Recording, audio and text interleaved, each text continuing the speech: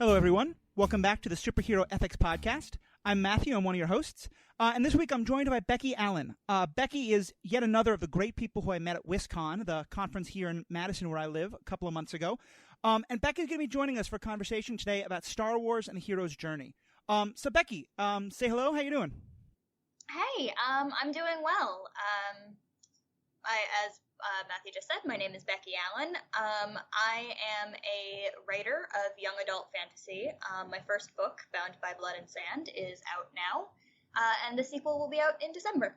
Awesome. Cool. And there'll be, for anyone who wants it, there'll be more information at the end and also links in our podcast notes about how to find Becky and her writings, and especially those books. And Becky, I'm really glad you could join us today because I got to hear you on a couple of panels at WisCon, some that I know you had planned, and at least one that you kind of got drafted onto at the last minute. But I really loved your perspectives, and especially I love that you're really excited about Star Wars, a topic that very dear to my heart and one I've wanted us to explore on this podcast more. And also, I know you had a lot of thoughts about the hero's journey and the especially the problems with that motif that we often use for discussing Star Wars. So I'm really excited we can dive into that today. And let's just start right there. And first of all, I should just say, for anyone who hasn't seen all of them yet, we will probably have spoilers for every Star Wars movie ever made, most of the TV shows. Pretty much anything we're going to talk about, we will probably have spoilers for, so you've been warned. So let's just start, though, to give this some background. For anyone who hasn't read up on it or seen the Joseph Campbell thing with Bill Moyers or the like, what is the hero's journey? What do we mean when we talk about that? Okay, so the hero's journey was a phrase that I believe was coined by John Campbell, who was had been looking at mythology and folklore and stories and picking out really common threads to put together the sort of like uber myth. Here is what happens in every story. Right. And so it's got some really like well-defined steps to it that if you look at them are going to feel really familiar if you've ever watched a movie or read a book, or really experienced almost any kind of Western storytelling. Right. But it starts off, I'm not going to go through all the stages. There are books about this and many, many, many articles online, but basically starts off with your hero in an ordinary world, and then something happens and your hero has to go jump into a more extraordinary world and has some trials and tribulations and makes some friends, and then something really bad happens. But after that bad thing happens, the hero sort of figures out how to do better and jumps into the climax, and then there's a climax of the story, and then at the end the hero is victorious. Right. It's like the 5-second version. There's almost always a mentor who dies. There's just a lot of the sort of things we now see of almost as cliche all come from this, or all fit into this trope. Yes, and the reason people talk about it a lot with regard to Star Wars is because Star Wars is beat for beat 100% following this journey. Yes. You start off with Luke in his ordinary world thinking, well, maybe I want to do something else, and then there's a call to adventure where he, meets some droids and he finds out that he needs to go talk to Obi-Wan, but then when Obi-Wan says, you should come with me, he can't bring himself to until he realizes that his ordinary world has been destroyed with the death of his aunt and uncle, and he has to go join the rebellion, and then again he meets some people and there are some adventures and some things go wrong. But right at that moment in the middle of triumph, when they're about to escape, Obi-Wan gets killed, which is where, he bottoms out. The ordeal is in hero's journey terms. Right. And it looks like everything is terrible, but it turns out they did get the plans they needed, and they are able to start, the climax, and then Luke has a moment of synthesis near the end where he realizes he can take Obi-Wan's teachings and turn off the targeting system and just use the Force to reach out, and forgot the entire English language there. No problem. He can use the Force to successfully target the Death Star and blow it up, and he wins, and at the end he is a hero and things are looking pretty good. Right. So it hits every single hero's journey beat very exactly, which is probably part of why it's a story that resonates so much.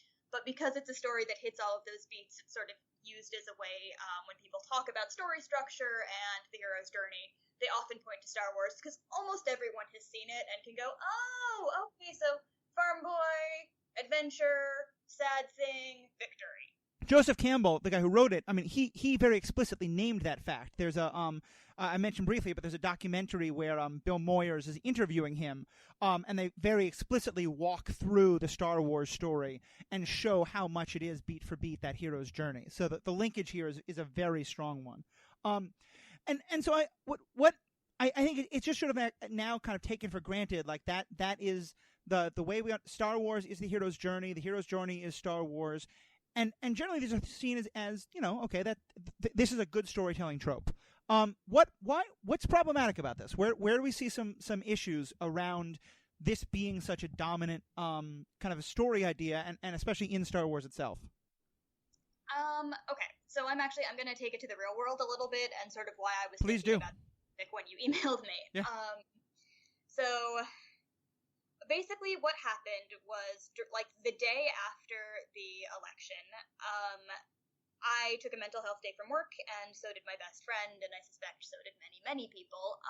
And she and I were sort of sitting together crying, and I told her, like, I was feeling like what I really wanted was for Superman to show up and save the day and say, not only can I beat up the bad guy if need be, but I also am a reporter, and here's the list of all of the illegal things he's done, and it's proved, and this is, the election is canceled, and the day is saved. Right. Because that was what I desperately wanted, and it was oddly specific to, I want a Superman like, a character like Superman, or a character like Captain America, or someone who is a hero who is going to swoop in and save the day.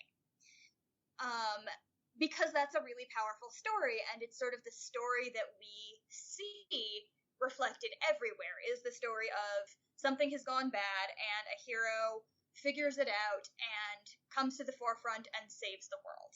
And, like, I love genre fiction. I grew up on Star Wars. I grew up reading, epic fantasy.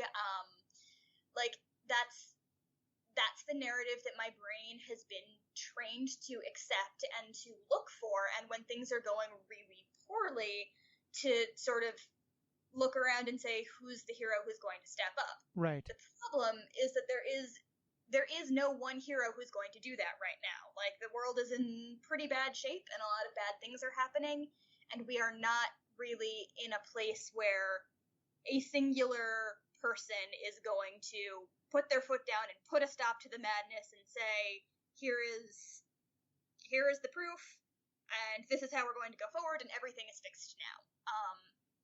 And it was kind of emotionally really hard for me to accept that, like, that's not going to happen. We don't live in a narrative that makes sense like that, so what do we do? Right.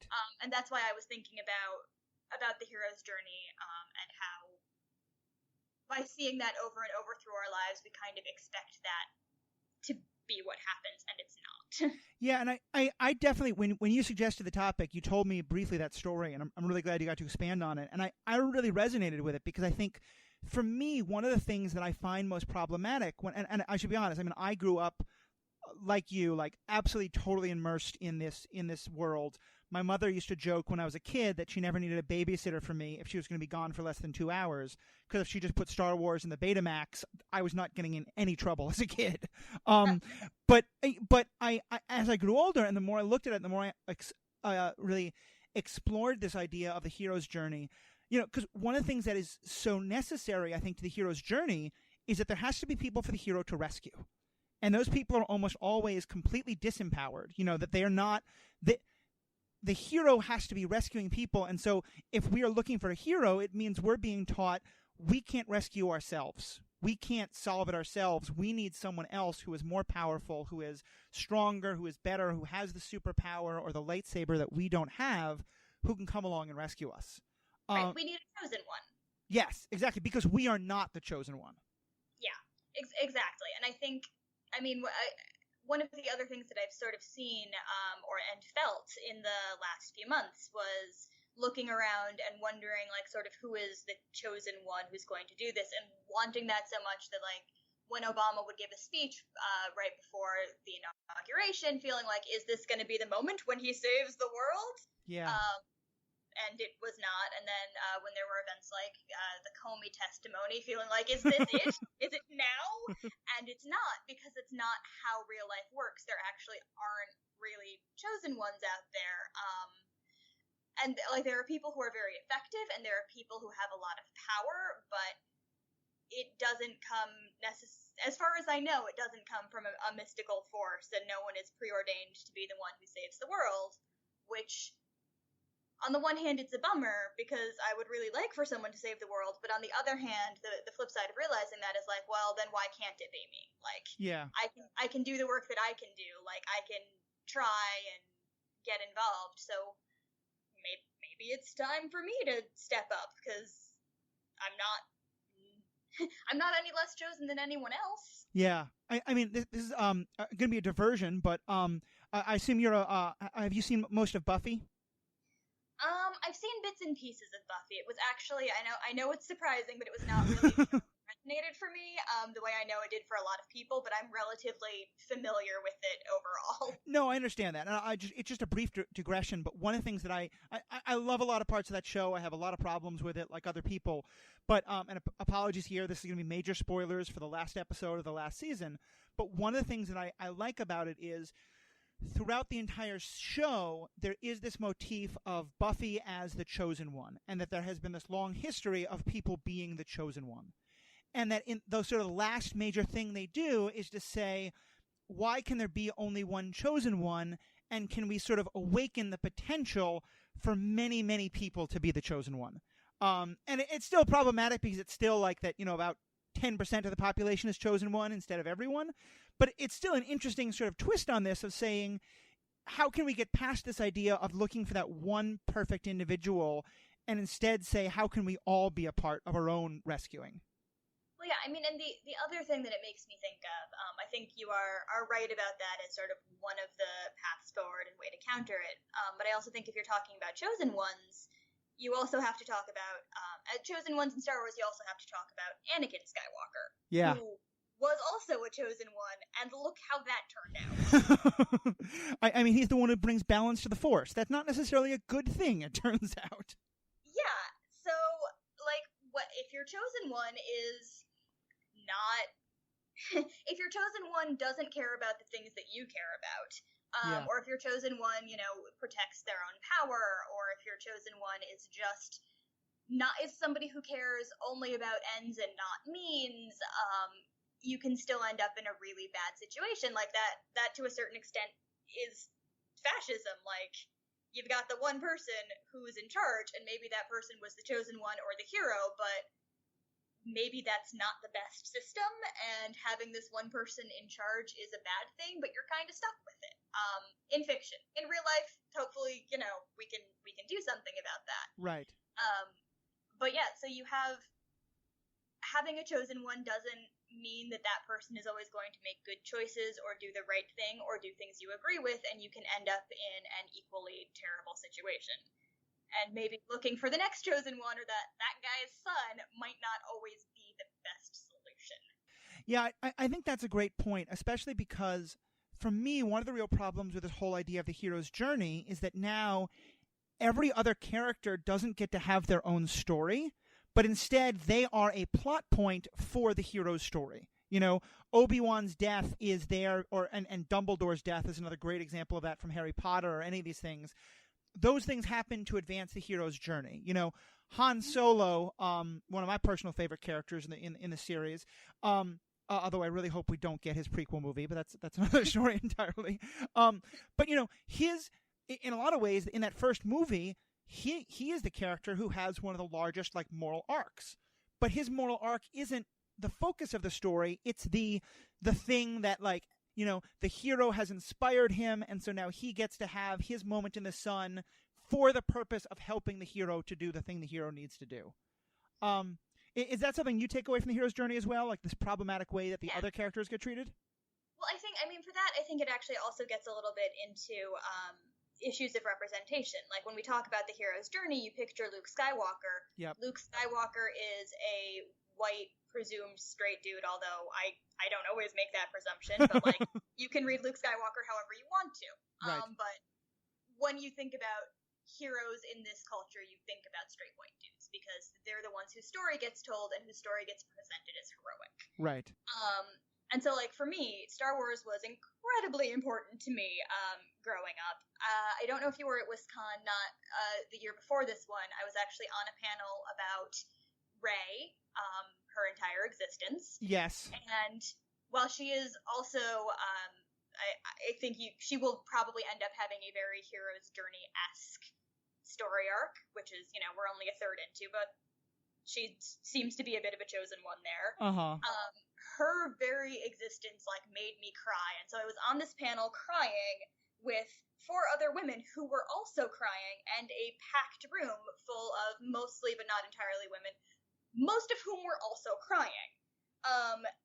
Just because having that story center around a female character is still relatively rare and is so powerful and so important, especially with something like Star Wars, which so many of the people who were in that room grew up on. Right. And I think, I say that with the caveat that I think is really important, which is that Rey feels representative for me. She still does not feel representative for a lot of people.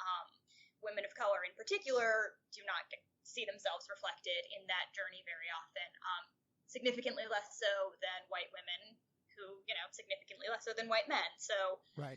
There is still work to do and room to grow there, but knowing how powerful that was for me, I think that speaks to a weakness of the hero's journey, which, at least in this culture, which is still pretty overwhelmingly racist and sexist, is that not that many people get to see themselves as the chosen one.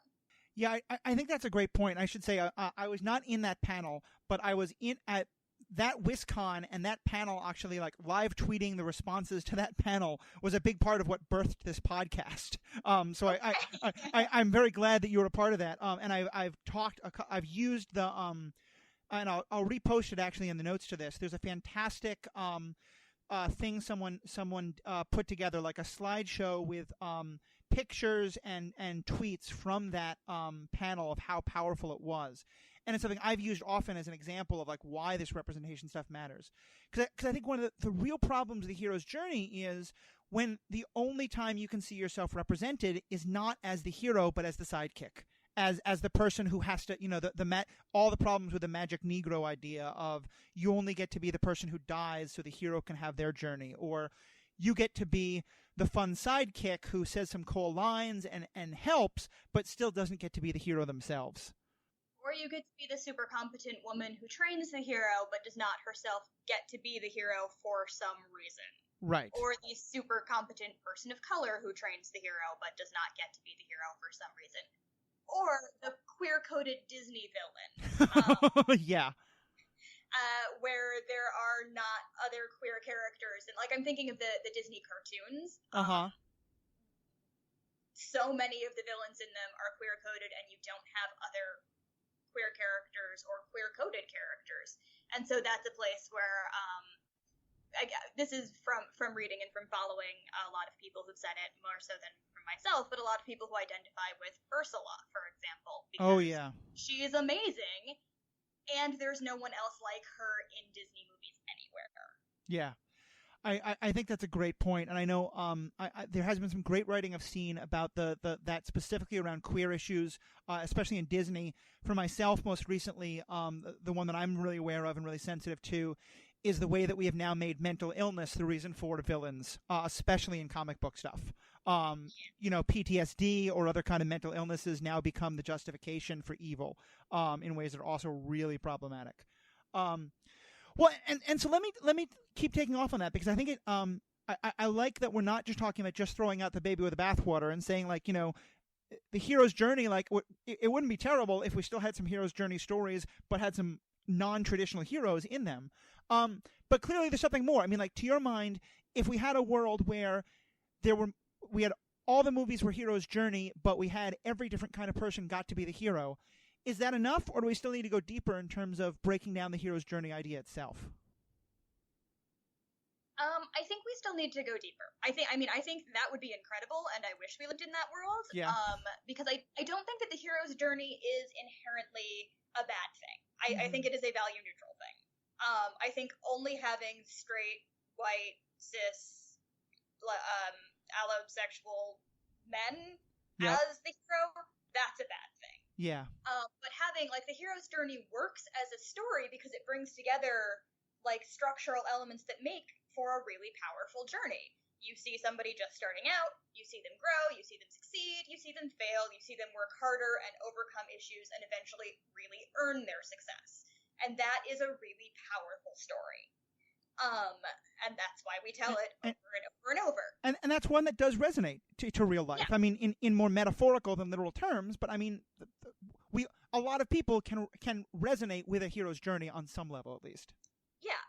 And so I think the hero's journey itself is sort of value neutral, but I think that what it lacks is community, or it's like we talked about that, other people don't necessarily get to be the hero, but what you were pointing out earlier is that if there is a chosen one, then everyone else is by default not chosen. Yeah. And so we're still sort of in that pattern of waiting for a hero to save the world, whereas in real life, I think what we are seeing now politically, and what I'm sure people who were much more aware than I was previously have known for a very, very long time, is that it's community that can drive change and be important and save the world. And it's community that can save people, and it's community that's... My feeling at this point is that it will be community that saves the world, or nothing's going to, pretty much. I don't think anyone can do it on their own, but it's really hard to have a hero's journey movie that's about a community. And you can have an ensemble, and I know we're going to get to that a little bit, but I think that telling stories that specifically call out one person or a very small group of people as these are the people who do the thing and who make the changes and save the world, disempowers everyone else, and it doesn't give credit to the importance of movements. Yeah, and I think that's a great point, especially as you say. I mean, there is an element to which I am someone who loves TV shows and movies and books, and I understand sometimes the stuff that works in real life doesn't make for great drama. I mean, I love the movie Civil War. I have a lot of problems with it. There's a part of me that kind of, and I think one of my earlier guests made this point, and I'm just echoing it. But, the best version of Civil War, to my mind, would basically be 2 hours of bureaucratic negotiations over how the Sokovia Accords should look. That's not going to be a good movie for anybody but bureaucratic nerds like myself. I get that. And in a similar kind of vein, I think, I understand why people want to have the dramatic, that one dramatic moment, that one dramatic person who comes along and saves things. But I think, as you said, the problem with it, at least as I see it with the hero's journey, is that because it is so much the dominant story we get, that it's all we learn. And I know you mentioned the idea of the kind of the great man of history thing that we look to right now. And I want you to say more on that, because I think that's a great example of the kind of problem. I guess to me, the problem of the hero's journey isn't, I agree with you, it's value neutral. I'm interested in what are the lessons we learn from watching so many heroes' journeys, and how is that problematic? So in that vein, can you say more about the great man of history idea? So the great man theory is, I don't think it's really embraced by anyone anymore, but at least not often, but it's still kind of taught by default because it's really hard to structure a history class around sort of everyday people and that sort of mass community movement. But it basically says that history is the product of what great men do. Right. And so always men. Always men. And there was a specific quote about it that I do not have in front of me, so I do not remember who said it or the exact wording, so not very helpful. But it basically came down to, here is a list of, 12 great men through history and how they shaped the world. And it included Alexander the Great, for example, and Napoleon. And they were certainly influential men, but it looked at what they did to the exclusion of looking at the society that they came out of. Right.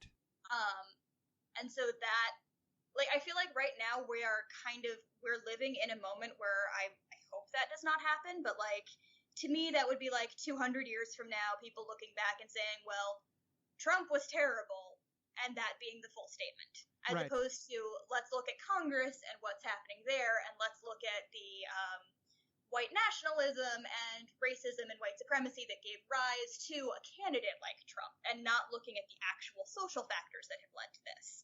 And so I just think that, like, when I think about that, you know, the idea of like the great man theory, I think, well, because we want to talk about the hero's journey, and we want to look at these men and say, here's how their lives went, here are the amazing things they did, and here's the impact that it had on everyone. But nobody lives in a vacuum, so we're telling a hero's journey about these historical figures, but we're not looking at why they were able to come to power, or the ramifications of what they did on quote unquote normal people. And I think that it's missing a lot, but by framing history through the lens of specific heroes, we're training ourselves to look at history and the world around us as being a series of heroes, and not about the actual billions of people who are making up the planet.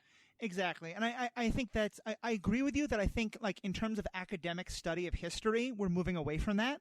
But, you know, I mean, in just a couple of weeks, the new great biopic is coming out, Churchill. And, you know, yes, Winston Churchill was a wonderful guy in a lot of ways and a terrible guy in a lot of ways, and was an essential part of the defeat of Hitler. But I would bet quite a lot of money that a person who doesn't know much history could walk out of that movie basically knowing that Winston Churchill defeated Nazism. You know, because that's what that kind of movie is going to tell us, in the same way that there's a musical out right now that I love, but can easily allow you to think that Alexander Hamilton is the founder of everything good in America. You know, I mean, it's just the entertainment that we get. I think really kind of helps play into that. I'm really glad you're lifting that up. And so let's look at an alternative. I mean, to me, Rogue One, one of the reasons why I love that movie so much is I feel like it, unlike most of the Star Wars movies, allows us to see a little more about what else is happening in this universe besides the, like, you know, top billing people. So what's your take on Rogue One as sort of an alternative to the hero's journey? So I love Rogue One for a lot of reasons. It does, I mentioned earlier, ensemble, and that's sort of where that comes in. It is still a pretty limited ensemble. It's a group of 6. Had to include the robot. It's a group of 6 instead of a singular person and a couple sidekicks, which is still a pretty narrow scope. But it is different than having a person and a couple sidekicks, or a person and a sidekick and a love interest.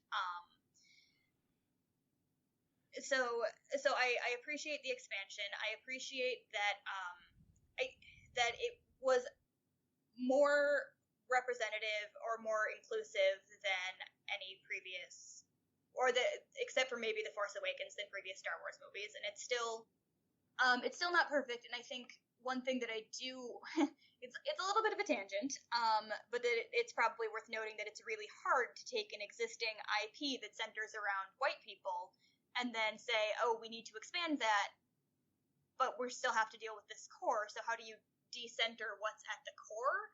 And right. I know a lot of people were kind of uncomfortable with Rogue One because, spoiler, they all die at the end. Yeah. So, you know, a number of people of color specifically dying in service to Luke's heroism down the line. Yeah. I mean, one thing I love about the show, about the movie, is that it does talk about, like, those people who don't get the, you know, history isn't going to remember what the people of Rogue One do. They're going to remember what Luke does with the plans. But you're right. There's something really problematic when you're saying, okay, so now that's when we're going to put into the story more stronger women and and people of color, or you know, other things like that.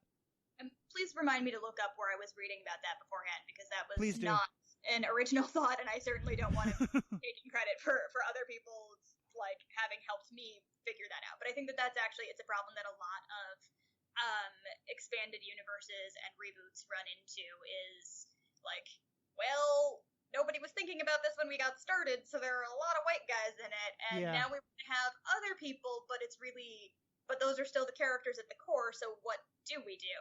And so it's not a compromise that everyone is comfortable with by saying this movie is going to be mostly about people of color, but they're still in service of a white hero. Mm-hmm. And I totally understand that, which is why I wanted to note it, but I think that it is also important that there are now 2 Star Wars movies with lead characters who are not white. Yeah. And also two very strong non-male characters as leads in these movies. And yeah, that was Ray. Like Ray hit my id perfectly and was everything that I have wanted since I saw Star Wars when I was 5. Like, but I think that Jin was a character who did that for a lot of other women because it turns out women have different personalities. Wait, and what? Different things. I know. Not to blow your mind. But it turns out you can have different kinds of female characters. Yeah, and I think that is such an important thing because it, I feel like one of the first steps away from everything being all white men was towards tokenism, which seems at first as it's a great thing, but in a lot of ways, as you're lifting up, becomes even more problematic when these universes are able to say like, oh, well, no, we had the woman character, we had the black character, we had the gay character, and so that community is spoken for. One of the other things that, and I've talked about this before. Often with token characters, not to interrupt you, but with the inherent issue with tokenism is that it's not a story about those characters. They are in service to the protagonist. And absolutely. So a token black character is not necessarily going to be a step forward just because there is a black character.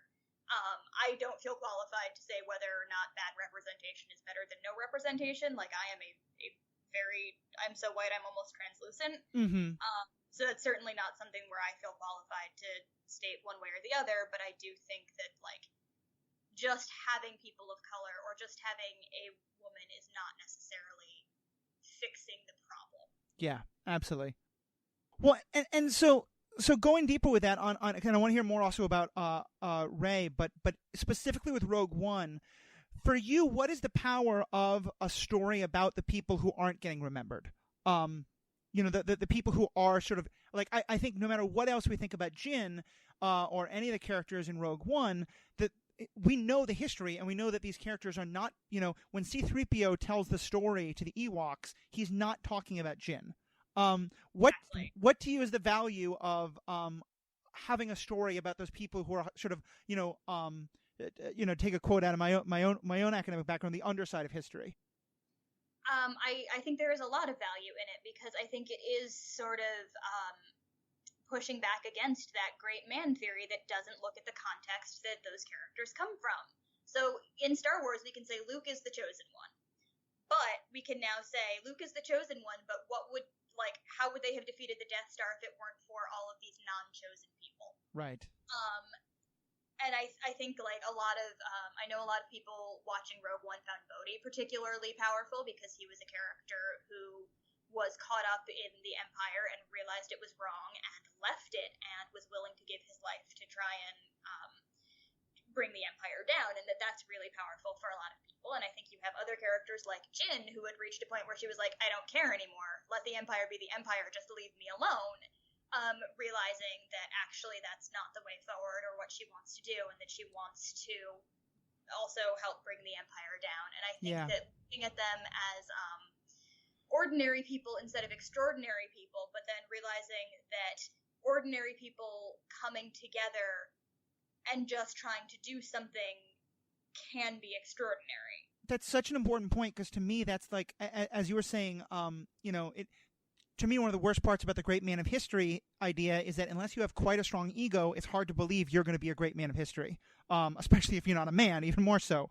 But I feel like I watched Star Wars as a kid thinking Luke Skywalker or Han Solo were people I could be in my dreams.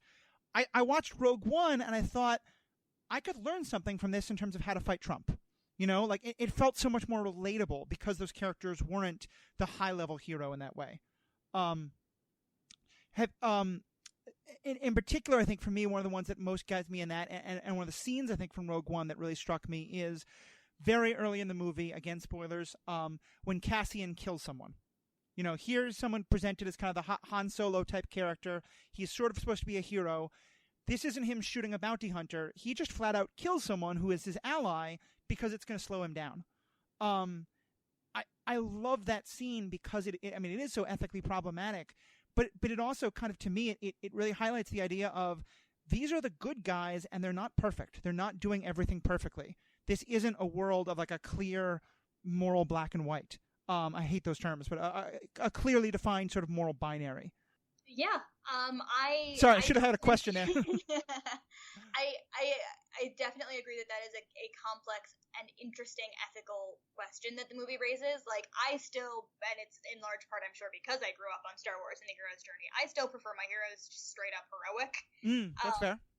So it certainly wasn't like an, oh, I don't like this character anymore moment, but it's not necessarily something I would have done, but I do think it's something that the movie needed to present that these are characters who are complicated and trying to do the right thing and not always succeeding in that and not always succeeding in, or maybe they get the, the right ends, but the question of the means and what, basically by saying it is a lot more complicated than just good versus evil and good people can only do good things. And I think that the movie needed that. So I certainly don't disagree with that as a storytelling choice, and I like Cassian a lot as a character. But that's the sort of thing where I'm always like, but good guys don't kill people. You're not supposed to kill. That's bad. No, and I hear that, and I think this is a good tension. And I'm wondering, and this is something I hadn't thought of before, but I'm just kind of spitballing as we talk. Is there an element to, I think is there an element to which in the hero's journey, the hero somewhat has to be on a pedestal? And like, yes, he has to have some sort of epic flaw, but it does seem, I guess, because what I'm saying is, for me, part of what I liked about that scene is that in the hero's journey, it so often seems like the hero still has a level of perfection that we couldn't reach. Does that make sense, or is that still like not quite fit? I think so. So I think what you end up having is you have categories then like hero and anti-hero. Yeah. And a hero is never going to kill someone, but an anti-hero can. Right. But your anti-hero is still going to have a line that they don't cross, which for superhero media is like often the Batman, I don't kill people, like I will throw them down the stairs and hope for the best. Well, I guess Batman does less of that. You see that on Daredevil, you see that on Arrow, like don't kill is definitely in quotation marks there. And then you sort of have, I think, a lot of storytellers have like, well, I have to go darker, so I guess they will kill, but what's the line? And so you sort of have that line of what is and isn't acceptable ethical behavior for a hero, or for an anti-hero specifically, being redrawn. Right. But I feel like there is pretty much always a line, and so if your chosen one is an anti-hero type, or if your protagonist is an anti-hero type, it's really more a question of where does the line of what is and isn't acceptable behavior for them get drawn, as opposed to they can do bad things. Right. No, I think that's a really good way of looking at it. And kind of take. And I do think Cassian falls into that as well. I don't think he's exactly an anti-hero, partially because it's not his story. Mm-hmm. He is a huge part of it, but it is a shared story, and if you have to pick a singular protagonist from it, it's probably Jin. Right. But I do think that I can kill someone, but only in service to trying to save myself so that I can deliver this information, et cetera, would be different than if he had just randomly killed someone. Right. Well, and I like what you're saying there about how it's his story is not in service to her story, that his story is its own thing. And so I guess kind of tying it back to where we were at the beginning. So to you, does Rogue One reflect more of that kind of community storytelling that we were talking about as like an alternative to the individualism of the hero's journey? Yes, but I do think Cassian's story is in service to Jin's story. Oh, I'm sorry. Okay, I misheard that. So say more about that. I think it is less so than if Jin had been a chosen one style of protagonist, but I think they have a really interesting exchange. I haven't seen the movie in a few months, so I can't remember it exactly, but where he's saying, I've lost things too. I've been in this since I was 10. Like, and it's a wake up moment for her about, like, she's been sort of ignoring the ramifications of the Empire on everyone and just trying to survive, which is an understandable thing. But that's sort of a moment where she goes, oh, I need to pay attention because of people like Cassian when he was a kid. Right. And so I think that because of that moment specifically, that puts his story more in service to hers. And because there's not really a reverse moment of that. Yeah. So that's why I think that, just from a pure storytelling perspective. But that was not really the point, and I don't remember what the actual question was. Well, no, actually, I'm really glad he made that point, because I think that's a really important one, because as we think about like what are other models of storytelling we can see, I mean, I do think that, like, people get inspired by hearing about other people's stories. Like, that is a thing that happens, and it's I don't necessarily see that as a bad storytelling idea, but I think what you said about like the need for there to be, or you didn't say this, but I think it was kind of implied, like what is the alternative to one person's dramatic moment is only in service to someone else's? Is it a story where they both get to have dramatic moments that are sort of educating each other? Like what? Because I do think, in my own life, people have told me things from their own lives that have inspired me, and I hope I've done the same to them. Like that is a thing that happens. How do we have that happen in stories like Star Wars without it being the other characters are only in service to the main character? I don't know that I have an answer for that. You can't fix storytelling for us? Yeah, well, because that's the thing is with storytelling, you want it to be clear and logical and have a progression, which again is why the hero's journey is so powerful. Right. And so it's much easier to say Jin starts off not caring, and then she is awoken, and it's again a very hero's journey thing to have that awakening moment. But like she's awoken to the fact that that's not sustainable. She sees the ramifications of what the Empire is doing. She realizes that it's going to get worse, and so she decides that she is going to step in and try and stop it. And so she has, I think, a fairly typical hero's journey, but she's not the sole focus of the movie. And so I think that as much as I would say, like, from a pure narrative storytelling purpose, Cassian is, like, his story, because he has less of an arc, is somewhat in service to Jin's, but you get the feeling he would exist even if Jin wasn't there. He would be fighting the Empire even if Jin wasn't there. Right. Whereas if you look at, for example, Luke and Han, if you look at Luke as the hero and Han is more of an anti-hero type, then you have a hero who's going to be heroic no matter what, and then you have Han who's not. Yeah. And so his entire arc happens because of his interaction with Luke. So I do think that is a little bit different, and that Cassian as a character is a step toward that. I also think, for example, you have, I mentioned Bodhi earlier. Bodhi has nothing to do with Jin's, like, he knew her father, and her father was sort of the inspiration for his break away from the Empire. And so he goes to find her, but it's not because of her as the protagonist. Right. Which, like, I certainly know people who look at that as a structural flaw in the story, but I think that it lets Bodhi also exist in his own story, and you could easily have a movie that's about him. You could easily have a movie that's about Cassian. I desperately wish there was a movie about Baze and Chirrut. Like, yes. I want to know where they were, but like, I don't want the Han's backstory, whatever movie. I want to know what those two were doing in Jeddah before the Empire was there. I'm so on board with that. If for nothing else, that, like, when I was a kid, of course I wanted to be a Jedi. What 6-year-old watches those movies, or I'm sure some do, but like as a 6-year-old, I watched those movies. I wanted to be a Jedi. I grew up and I wondered, like, okay, what are the Jedi followers like? Who are the lay people of the Jedi religion? And to me, that's those characters highlighting that, of showing people who are Force sensitive and Force aware, but not necessarily the great Jedi. I loved that, and I want more stories like that. This is kind of a tangent, but have you seen Agents of S.H.I.E.L.D., or do you know much about it? No. It's a show that I like a lot of. It definitely has some problems. One of the things that I loved so much about it originally is it had the potential to be this same kind of story. It was supposed to be, okay, well, Captain America and Thor and Iron Man are off doing their thing. Who's doing the grunt work in the MCU? Who's doing the day-to-day work that sustains this whole movement? It quickly got away from that and became just one more set of superheroes. But I really was interested in a story that was about, I don't know a better term than this, although I know this term is problematic in all sorts of ways, but kind of the blue-collar workers of the MCU, And I loved that, and I think I would love to see more stories like that in the Star Wars universe. I think Spider-Man Homecoming also played with that idea a little bit, and fairly effectively, with the idea that Peter, because he thinks what he wants is to go be a superhero, and what he realizes at the end is he wants to be the friendly neighborhood Spider-Man. Yeah.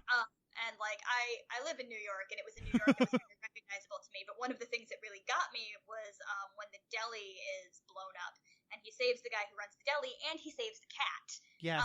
Saving saving the cat is also a very specific heroic trope, but like the whole theater in New York burst into applause because we all have bodegas and they all have cats, and we would all feel very much like that's our guy if he saves the cat.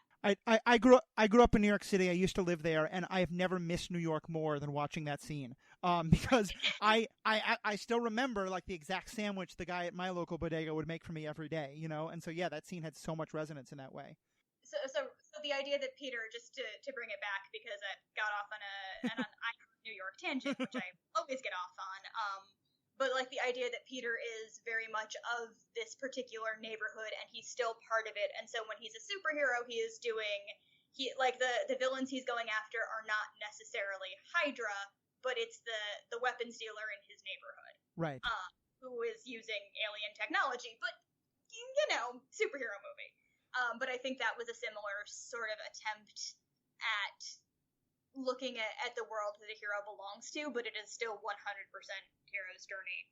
To be sure. Yeah, I think with the hero's journey stuff, we're kind of touching on two different things. One of which is like the idea of it being the individual versus the community, and also the idea of it being like the one great man in history versus like the hero of a neighborhood. You know, and I think those are two threads of this conversation that are mixed, but are kind of separate. Yeah, well, I mean, and I think that maybe the neighborhood thing is like, whose hero are you being? Like, maybe it's a pure hero's journey and you never leave your block, but you're that block's hero. I think one of the things that's really interesting about the MCU as a whole is that you have the giant scale of, like, Thor is a god from another dimension. Right. And then you have here's Luke Cage in Harlem. Mm-hmm. And it's a Harlem that I recognize. It's certainly, like... And like the difference there between, and it's still a superhero story, and it's still very much a hero's journey, but the scale doesn't. I guess what this comes down to is that scale doesn't mean it's not a hero's journey. It means it's a hero in a smaller cross section of the population. But I do think that the MCU has done some really interesting things with looking at different ways and places that people can be heroes. To be sure, and I'll pull it back to Star Wars, but just enjoying this tangent for one more moment. I think I don't know if you saw the panel that happened also at WisCon on it was specifically on the women of Luke Cage. But one of the points that a couple of the women on that panel made really well was they were saying that like the show Luke Cage is a story about Luke Cage, but it also does so much to say, the story of Luke Cage happens against this background, and in this background, numerous other stories are happening simultaneously to Luke's and that intersect with Luke's, but are not about Luke's. And so it really managed to tell a number of different interlocking, overlapping stories in a way that I think we don't see very often.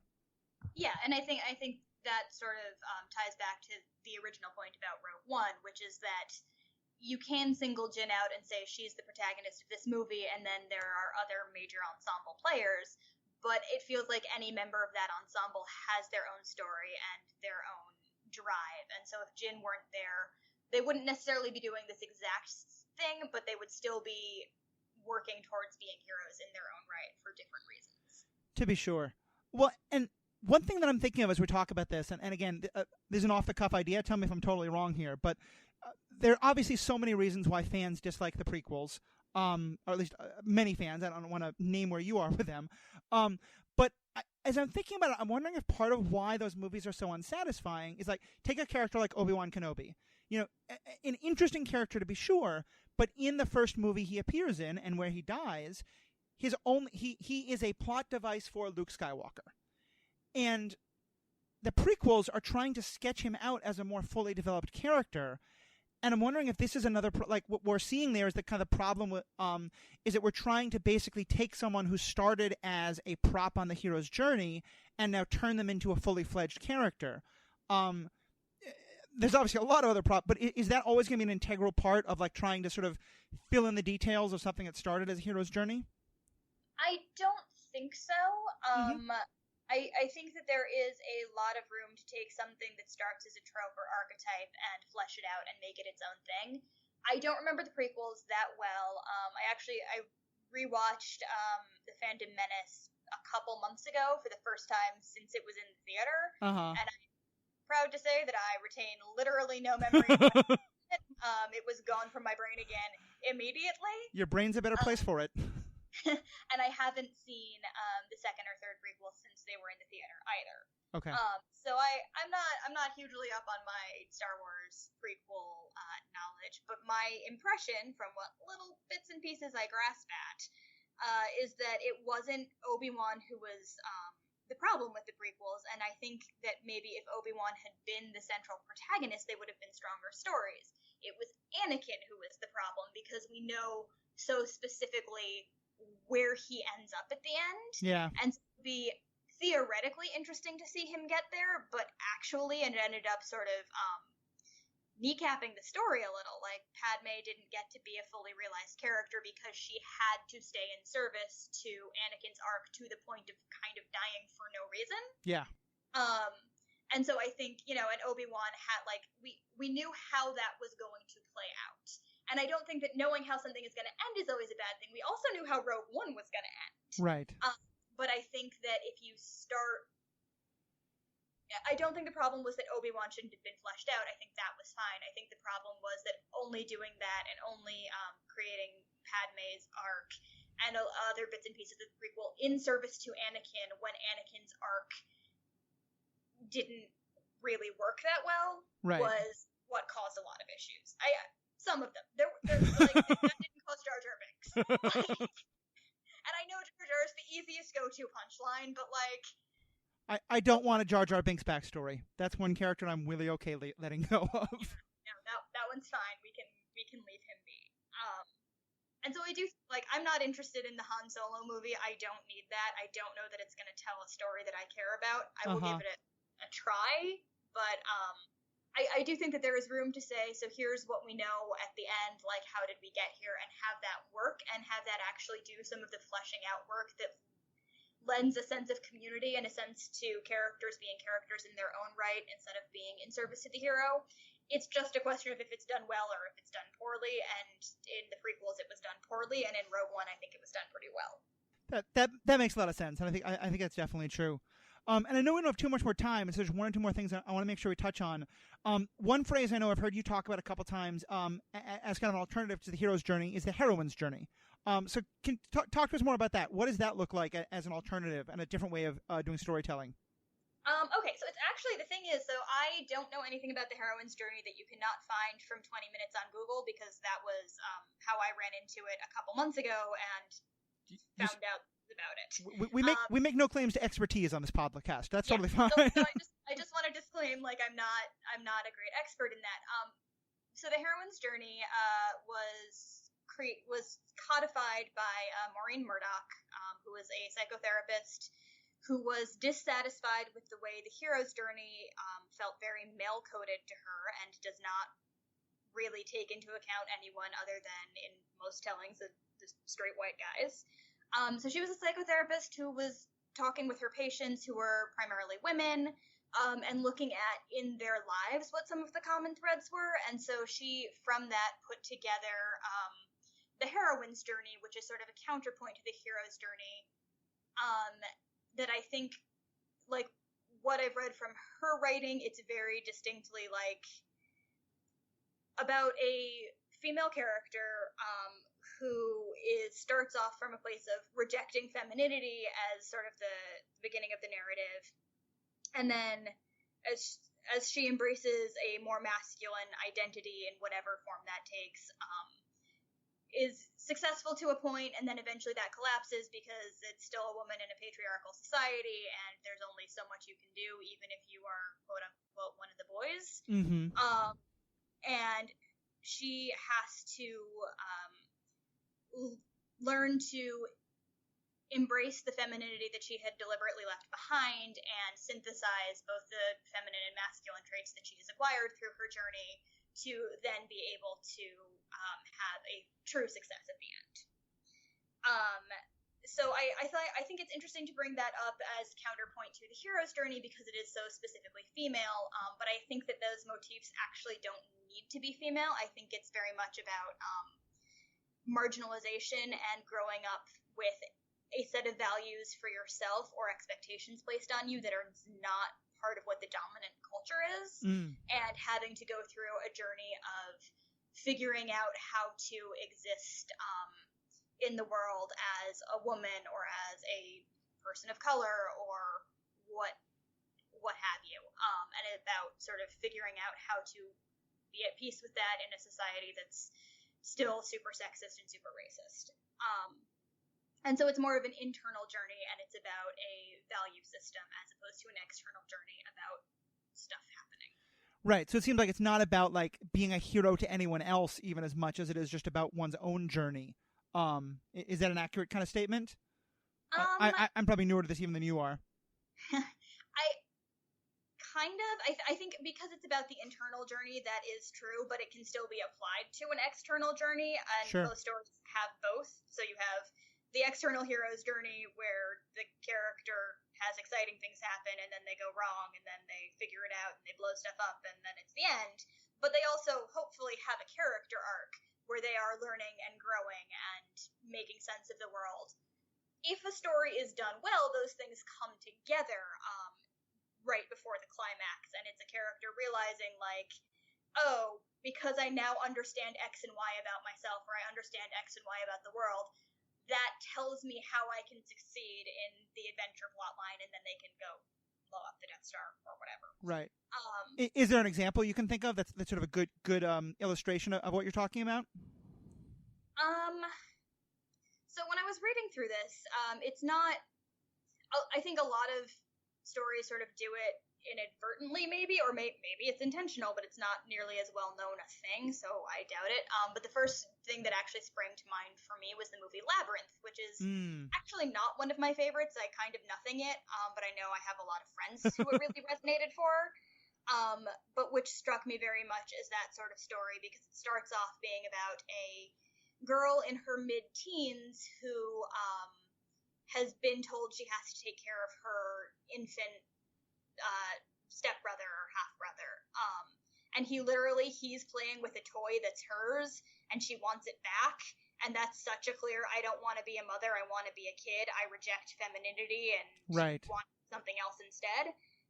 And then the brother gets kidnapped by David Bowie, the Goblin King, and she has to go through this journey where she makes friends and has, high and low points and learns to depend on people, and there's some sexuality mixed in with it as she's sort of coming of age and feels the ways about David Bowie that everyone kind of feels about David Bowie. Yep. And then at the end, she's able to wrap her head around that and come to terms with it and defeat David Bowie and get her brother back and learn that she loves her brother and she's ready to give him her toys and she can go on and be a caretaker now, which is, as I said, I kind of nothing it, so that may not be the most fair reading of it, but to me, that's sort of what it struck me as. She starts off rejecting what is a very feminine-coded activity of caretaking.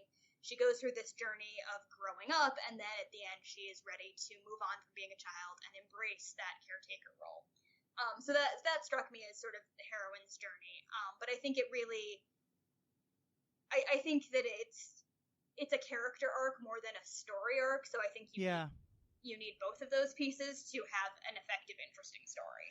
Well, and I think that makes a lot of sense. And I'll say I'm definitely someone who absolutely adored Labyrinth ever since I was 10 years old and didn't really understand why I so loved watching David Bowie. But for like I said, everyone goes through that, right? Absolutely. Labyrinth, they're like, I feel something here. I mean, there's a lot of people who watch Cheryl reject him at the end of the movie and think, what in the world are you doing? But moving on from that, and some problematic parts of that to be sure, but like I think that's a really interesting illustration of it. And one of the things that I think it gets me thinking about is maybe kind of an unspoken, but I think essential part of at least my problem with Hero's Journey is, what you're talking about is someone who has to wrestle with the fact that they don't quite fit in some way. That they are a woman or a person of color or someone else who, because of their sexuality or whatever it is, like it has to wrestle with rejecting a part of their identity.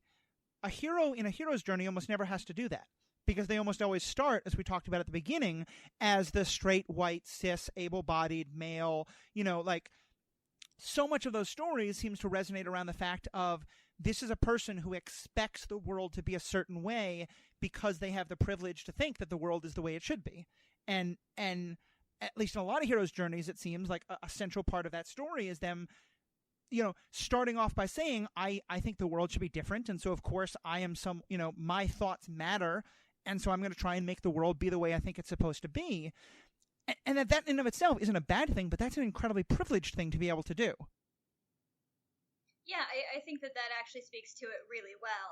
The difference between you can have character growth, but your story is primarily external and about you changing the world, as opposed to you can have external things happening, but your story is primarily internal and coming to peace with who you are. Right. Yeah, I mean, I think a lot of some of the most classic examples of the hero's story, especially the ones that are tied into the rugged individual, which is a trope that we haven't really gone into, but that I have so many problems with. But one of the strongest things is that their declaration of I will not change. Captain America, I am the tree that won't be moved, kind of thing. And there's some great value to standing strong even when you're alone. But I also think it's important to sort of ask ourselves, what's happening when all of our stories are about people who are so confident in themselves that they don't feel a need to change, except maybe to grow and get better? And the other flip side with the heroine's journey is that it's explicitly about coming to peace with who you are in this society, and that means it's not necessarily about changing the society and widening the values in it and making, for example, white supremacy not acceptable anymore. Yeah. I think, for me, as a human being, it's important to find some peace with myself, but I want to use my comfort with myself to try and change the world and make that easier for other people, which may well be part of what happens for a lot of heroes and heroines. And you can have female heroes' journeys. I mean, that's what most female protagonists follow. And right. You can have male heroines' journeys. But the language in which it was originally written was very, female, male, feminine, masculine, and it is about coming to terms with who you are and embracing what you know from both sides of that and coming to peace, which is lovely, but is different than saying, actually, the way I am is okay, so everyone else has to get used to it. Yeah. It can be that, but yeah, I think that's worth noting as well. Yeah, it's how do we find that tension between where do I have to change to fit in the world, and how does the world have to change to better accept me? And how do we hold that in tension? And I think this will be quick because I think we talked about it earlier, but just kind of naming it and what you're saying about the hero's journey can be female. So to your mind, is Rey's story in The Force Awakens a hero's journey? I suspect it will be. I think whereas in A New Hope you had that complete beginning to end, and then there were two sequels that extended that story, and Empire and Jedi, clearly, you have to watch both of them to have that complete story. I think The Force Awakens is not a complete story in and of itself. It's the first act in a larger story. So I suspect that it's going to be a hero's journey. I would be very surprised if it was not. And I again, that's a value neutral statement. I don't think that's a bad thing. And in case it wasn't clear from my description of that Rey panel earlier, I love Rey. Oh, yeah. I will fight anyone who doesn't love Rey. Because she was a character who I found so powerful. And so I want to watch her hero's journey. Yeah. And so to be clear, I think that is where that's going. I don't think that's a bad thing. What I hope is that Finn also gets a complete hero's journey arc. Right. And that it gets to be I want the two of them to put their faces together.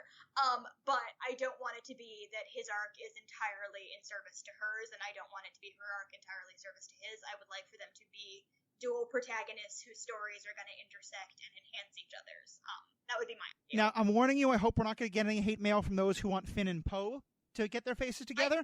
I'm also down with that. That is so fine. I would love the polyamorous all three of them get together, but I don't think we're quite there yet in the Star Wars universe. Just keep pushing. Star Wars keeps giving us things we ask for, so who knows? And I will say, it leads to the last question I want to ask, but I will just say quickly, we talked about it before, but that panel on the Rey, I think it was specific.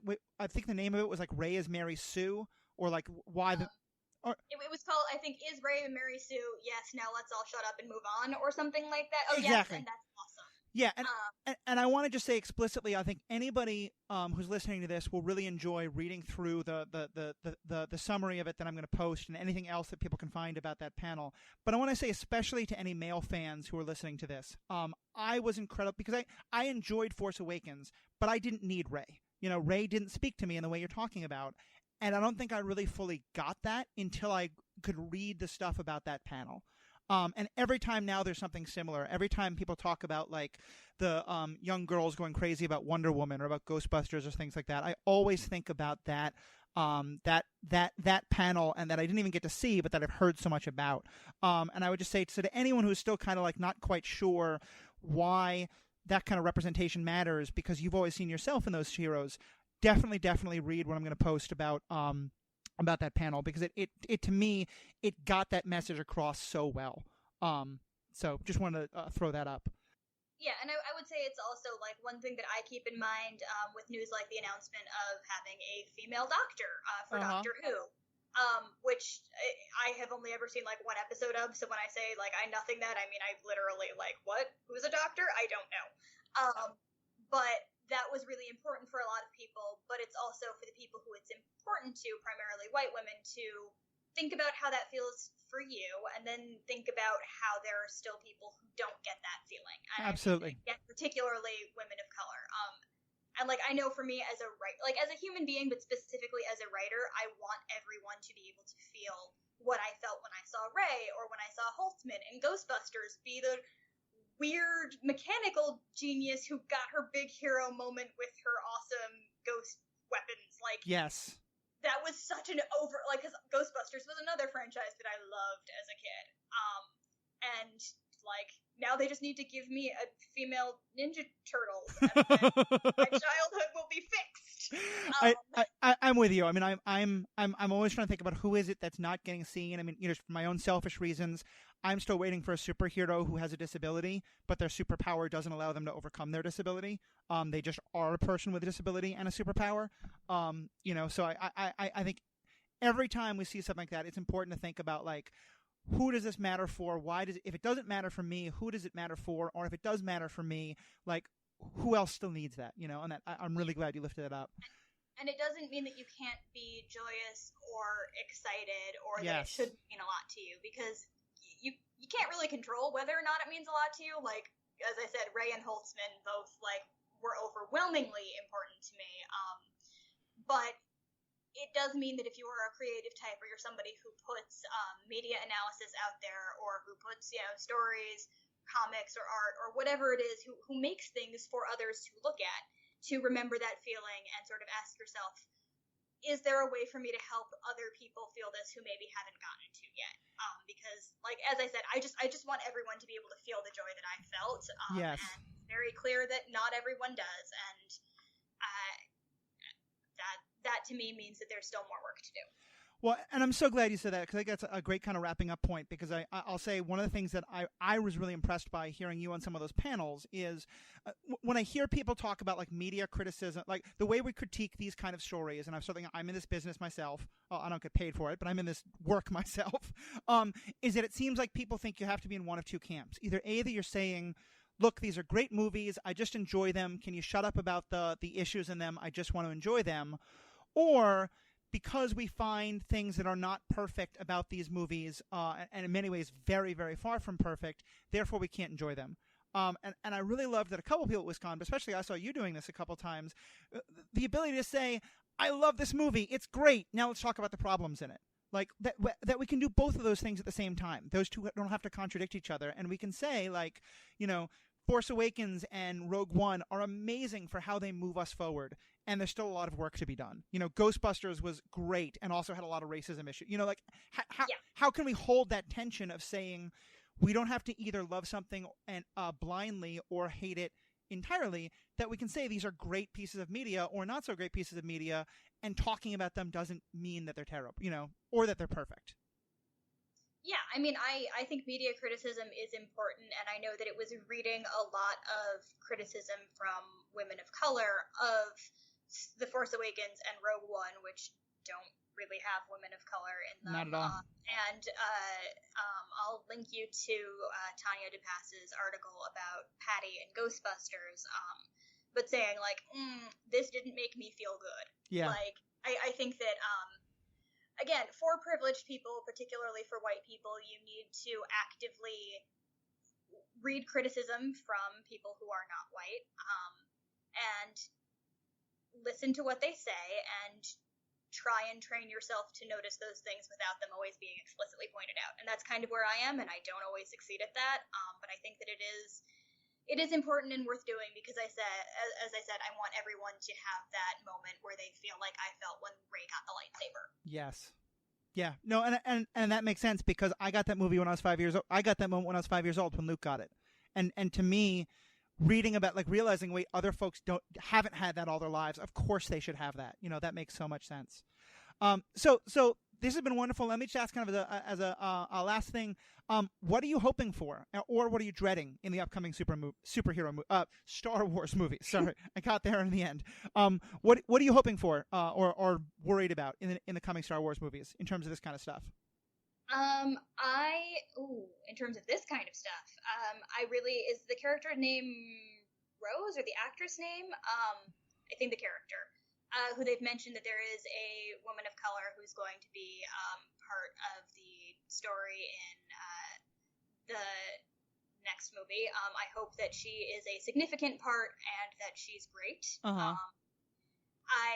My personal, just random Star Wars hope, I really want Rey to be a Skywalker. I know that that's a divisive camp. I know there are some people who are really against that, but for me, thematically, having a generation of Skywalkers, and maybe she finally fixes some of the stuff that was broken, that's just, I like that as a dramatic payoff. Where are you on the, is Rey possibly a Sith, or going Sith? Oh god, no. That would be my do not want. Yeah. I have no interest in a dark Rey. I have no interest in I do not want them to have any sexualized violence toward Rey. I don't mind violence in general of the, look, she's in a fight scene type. Like, she's a character who has a glowy light up sword. Like, there should be fight scenes, and I want them to be intense and exciting, but I do not want them to be sexualized. Yes. I have zero interest in her and Kylo Ren as a couple. I know that's a thing some people on the internet like. I personally, as I said, I want her to be a Skywalker, so I'm assuming they're cousins. And that's not my jam, but also, even if that's not the case, I don't want it to necessarily be that her, pure Jedi-dom redeems him. I don't really want, if he does get a redemption, then I hope it's a Vader style, he's redeemed as he dies. Like, I don't want the white boy who throws a temper tantrum to then end up being a secret hero. Just let him be a bad guy, and let Rey be a hero, and let Finn be a hero, and let Poe be a hero. I don't need Kylo Ren to be a hero. Yeah. To me, at this point, the only thing I can... first of all, I'm with you on no Lannisters in space. I don't want any of that. Kylo Ren, honestly, just... He honestly bores the hell out of me as a character. The only way, to me, he's interesting as a character is in what we can, through him, learn about Leia and Han. And that, like, I am on that camp of the, like, that Han is the one who, like, turned on the lightsaber so that Kylo didn't actually kill him, that Han was the one who killed himself. But to me, I don't care about what that means for Kylo. I care about what that means about Han making that sacrifice. Because, I am so interested in so many of these characters. Kylo Ren is I don't want wino emo boy Sith Lord. That's not my thing. That's not what I'm signing up for. Well, this has been awesome. Thank you so much. I'm sure we could go much longer, and I definitely would love to have you back on as a guest sometime. But for now, for folks who want to know more about you and want to know kind of how to find your stuff, how can people, if they're like, oh my God, Becky's amazing, I want to read more of her stuff, where can they find you?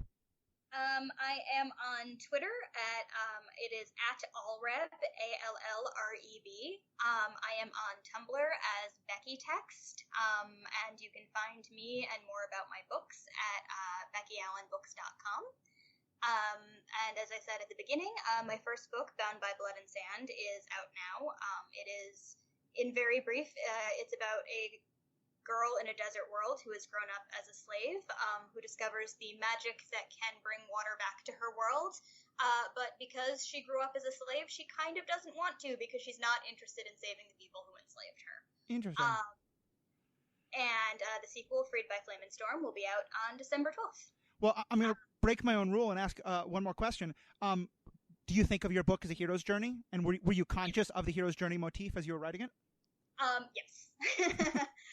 I definitely was, because I spent a lot of time sort of breaking it down into structure, and I think story structure and hero's journey often mimic each other very closely. My protagonist, Jay, certainly, she might be classified as an anti-hero. She is certainly, she has some darkness in her, and I think she sort of falls on that Cassian end of the scale of I had a hard time writing her because I had to have her do some things that I personally wouldn't do, and I'm like, no, heroes don't.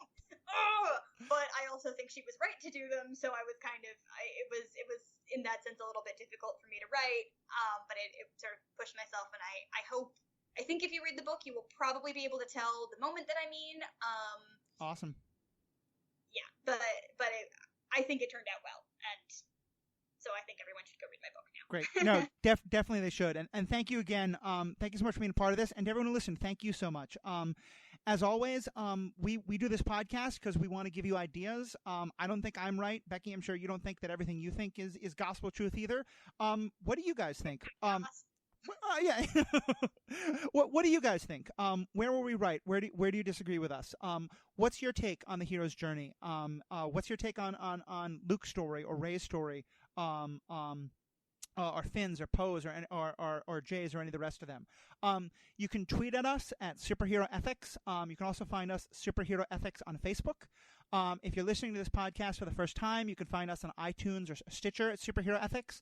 You can send emails to us at superheroethics@gmail.com. And we'll definitely try and respond as quick as we can.